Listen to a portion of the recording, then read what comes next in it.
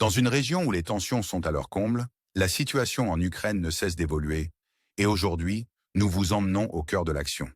Imaginez une terre de défis stratégiques et de batailles acharnées, où chaque jour apporte son lot de surprises et de bouleversements. La région de Koursk, épicentre de récents développements, est désormais sous les projecteurs.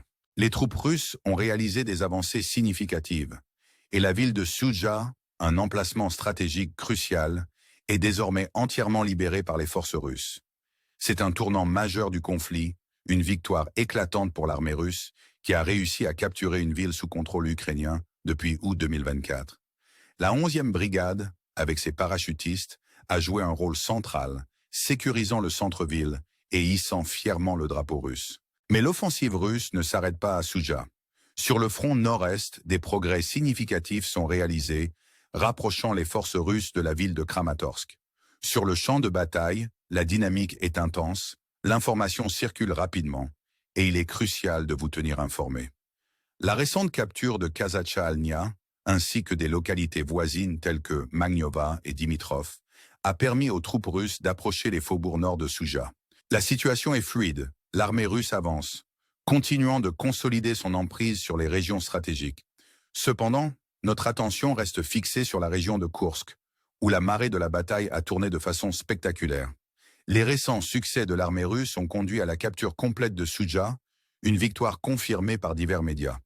Il est essentiel de distinguer la ville de Sudzha de ses banlieues occidentales, car certains rapports ont confondu les deux. La ville elle-même, jusqu'à ses frontières, est désormais sous contrôle russe. Alors que nous recevons de nouvelles mises à jour, il devient clair que les manœuvres stratégiques de l'armée russe et la retraite chaotique de l'armée ukrainienne ont abouti à la capture complète de Sudzha. Les forces russes réalisent des avancées significatives, ayant sécurisé la partie nord de la ville et se dirigeant maintenant vers les faubourgs ouest. Ce développement signale la victoire la plus importante pour l'armée russe dans le conflit en cours dans la région de Koursk. En plus des développements à Sudzha, nous avons reçu des nouvelles récentes concernant la capture de Podol. Les troupes russes ont réussi à prendre le contrôle de la zone sud de Sudzha, y compris Podol, comme confirmé par divers médias. Cette victoire significative pour l'armée russe a expulsé les forces ukrainiennes de la ville entière, les forçant à se regrouper dans les banlieues de Sachenka et Goncharova. La capture de Sudzha n'est pas seulement un gain stratégique crucial pour la Russie, mais aussi un revers considérable pour l'armée ukrainienne. La ville était perçue comme un atout de négociation essentiel pour l'Ukraine, mais avec sa capture, la dynamique a basculé en faveur de la Russie. Restez à l'écoute pour plus de mises à jour, alors que nous continuons à surveiller les développements du conflit. N'oubliez pas de liker et de vous abonner à notre chaîne pour des mises à jour quotidiennes sur les événements militaires et géopolitiques. Merci de nous avoir suivis et nous avons hâte de vous apporter plus de perspectives dans notre prochain rapport. L'état actuel des affaires dans la région de Koursk est un moment charnière dans le conflit en cours, illustrant les avancées implacables de l'armée russe. La capture de Sudzha a porté un coup significatif aux forces ukrainiennes, car c'était leur bastion le plus important dans la région. Avec Sudzha désormais sous contrôle russe complet, les forces ukrainiennes se sont retirées dans les banlieues de Sachenka et Goncharova. Les opérations stratégiques de l'armée russe ont été efficaces, avec la 11e brigade et d'autres unités d'élite jouant un rôle crucial dans cette victoire. Les images de soldats russes levant des drapeaux dans la partie centrale de Sudzha ont été largement diffusées, marquant un moment significatif dans le conflit. Mais la situation ne s'arrête pas là. Les forces russes ont déjà commencé à cibler les zones où l'armée ukrainienne se regroupe, telles que Saol-Lessenka et la banlieue à l'ouest de la ville. Les frappes de missiles Iskander sur les positions ukrainiennes, à Gevo, témoignent de la campagne implacable menée par les troupes russes. La situation dans la région de Koursk reste hautement volatile, avec la possibilité d'autres avancées des forces russes dans la région de Sumy. L'armée ukrainienne, actuellement en retraite, fait face à des défis considérables, alors qu'elle doit affronter l'avancée des troupes russes. Alors que le conflit continue de se dérouler, on ne peut s'empêcher de se demander quel sera l'avenir de l'Ukraine et de son peuple.